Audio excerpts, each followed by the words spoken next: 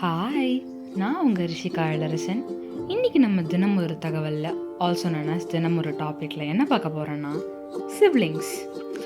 Okay, சிப்ளிங்ஸ்ன்னு சொன்னாலே நம்ம எல்லாருக்கும் ஃபர்ஸ்ட் ஞாபகம் வர்றது சண்டை சண்டை சண்டை சண்டை.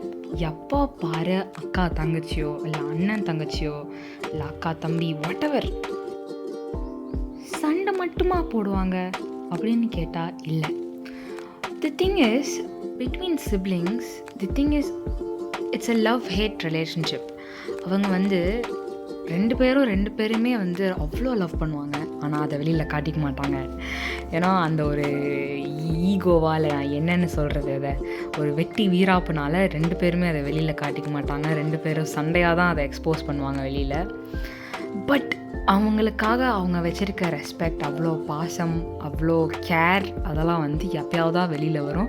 அது ரொம்ப ரேர் கூட. வி ஆல்வேஸ் நோ நம்ம சிப்ளிங் எப்பயுமே நம்மளை இரிட்டேட் பண்ணுறதுக்காகவும் அனாய் பண்ணுறதுக்காகவும் மட்டும்தான் இருக்காங்க. நம்மளை கடுப்பேற்றி பார்க்குறது தான் அவங்களுக்கு அவ்வளோ பிடிக்கும் அப்படின்னு நினப்போம். பட் ஃபார் அன் இன்ஸ்டன்ஸ், நீங்கள் ரொம்ப சோகமாக ரொம்ப ஸ்ட்ரெஸ்ட் அவுட்டாக இருக்கீங்க. அப்போ அவங்க அனாய் பண்ணுற அதே தான் பண்ணுவாங்க. But at that moment that might heal you, that might change your mood. நீங்கள் ஆல்ரெடி ஸ்ட்ரெஸ்ட் அவுட்டாக இருக்கும்போது உங்களை அது சிரிக்க வைக்கலாம். ஸோ தேர் இஸ் சம்திங்கில் அவங்கக்கிட்ட ஏதோ ஒன்று இருக்கிறதுனால தானே they have that power. Okay, even that annoying features can make you smile bro. I have experience this and I'm telling with that experience. So basically நம்ம தான் யாருமே வெளியில் காட்டிக்க மாட்டோம். நம்ம தங்கச்சியோ நம்ம தம்பியோ இல்லை நீங்கள் சின்னவங்களாக இருந்தால் நீங்கள் உங்கள் அக்காவையோ உங்கள் அண்ணாவையோ நம்ம அவங்க மேலே இருக்கிற கேரை என்றைக்குமே வெளியில் காமிச்சிக்கிட்டதே இல்லை. ஆனால் அதை காட்டிட்டோன்னா எவ்வளோ நல்லாயிருக்கும் தெரியுமா? நான் எப்பயுமே காட்ட சொல்லலை, அது வாய்ப்பில்லை. ஏன்னா அதுவும் நான் பட்டிருக்கேன், ஸோ வாய்ப்பில்லை அது.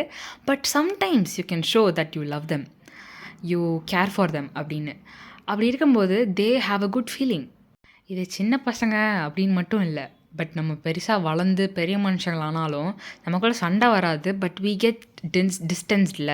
நமக்கு நம்ம ஃபேமிலி வந்துடும். அதெல்லாம் வந்ததுக்கப்புறம் நம்ம லைஃப்பில் பிஸியாக இருப்போம். But at one point of life everyone needs an emotional support.